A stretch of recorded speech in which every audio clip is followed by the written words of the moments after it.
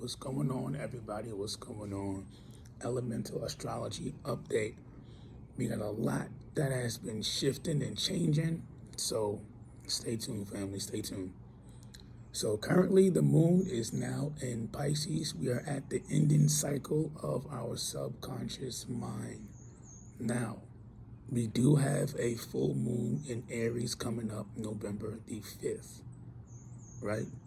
We do have a full moon in Aries coming up November the 5th. I'm going to alert you guys on something. The sun is currently in Libra, yes, but you will not have a new moon in Libra. Come October 20th, right, there will be a new moon in Scorpio. And when the new moon is in Scorpio, that is when the sun will be in Scorpio as well. So from now, November 2nd, because Libra, the sun made that shift to Libra yesterday. So from now until October 2nd, the sun will be in Libra.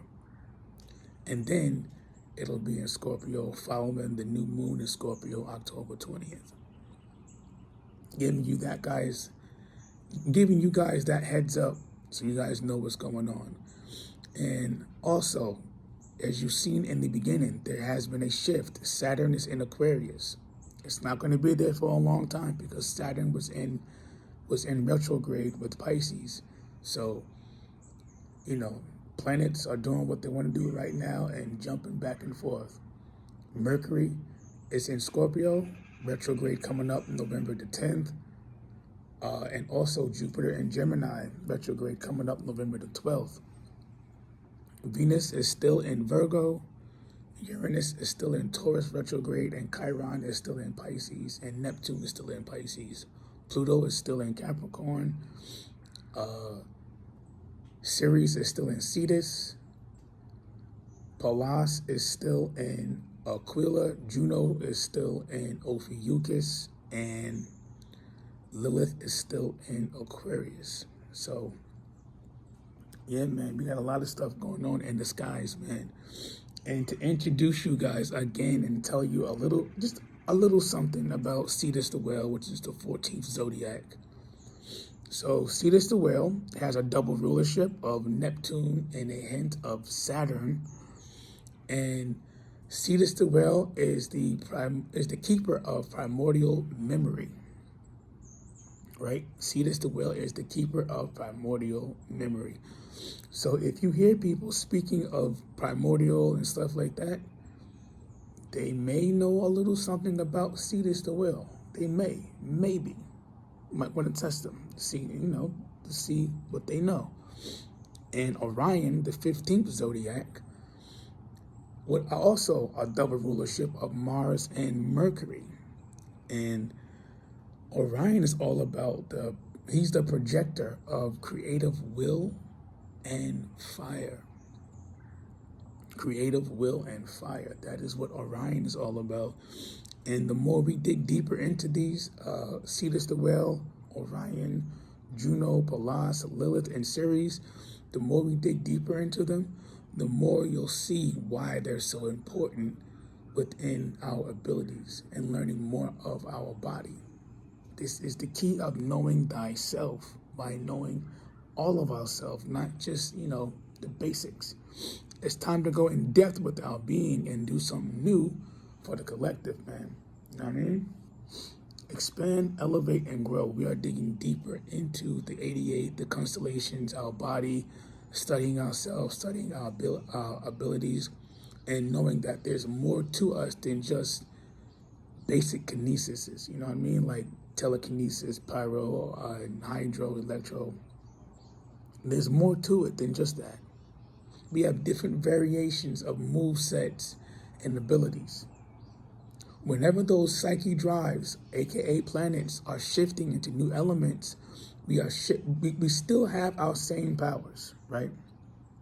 We still have our same powers and ability, but when the psyche drive shifts from your natural element, you now have a new variation of that move that you were just in.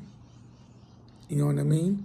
Like, so, for example, I'm going to use mine, for example. Venus in Cancer, second house, right? Since Venus is in Virgo right now, I have a different move set toward my Venus in Cancer because Venus is in Virgo. Venus is not in Cancer right now. Venus is in Virgo. So for me, my psychic drive and my channeling for that specific element is going to be different because in my chart, Venus is in water. In the sky, Venus is in earth. So I have to harmonize the two to create something different in reality. And this is what I am aiming for. And again, something that I was talking about with the collective, which is very important, is daylight savings. Now, I did a live on this. I'm going live again today about this. For those of you who are doing daylight savings, do not push your do not push your clock back. Pushing your clock back throws you out of circadian rhythm of the planet. You have now just re-entered the loop, the mental time loop.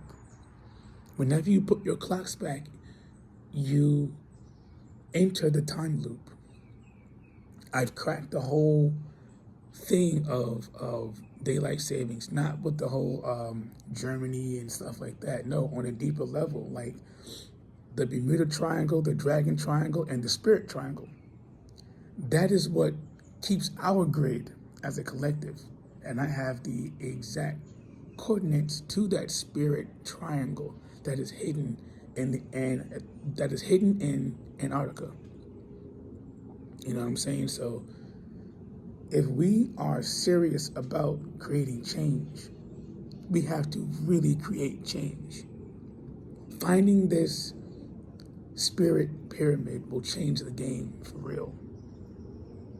It really will. You know what I'm saying? Like, I'm talking about it, I'm speaking on it, but is the collective really ready to go to battle for that pyramid in Antarctica? That's the question. That is the question. But I'm not going to hold y'all up. The retrogrades are still retrograding. Planets have shifted. Sun is now in Libra. Moon's in Pisces, headed into Aries. We have a full moon in Aries, November 5th. New moon, October 20th in Scorpio. Mercury retrograde in Scorpio on the 10th. Jupiter retrograde on the 12th. Chiron is still in Pisces.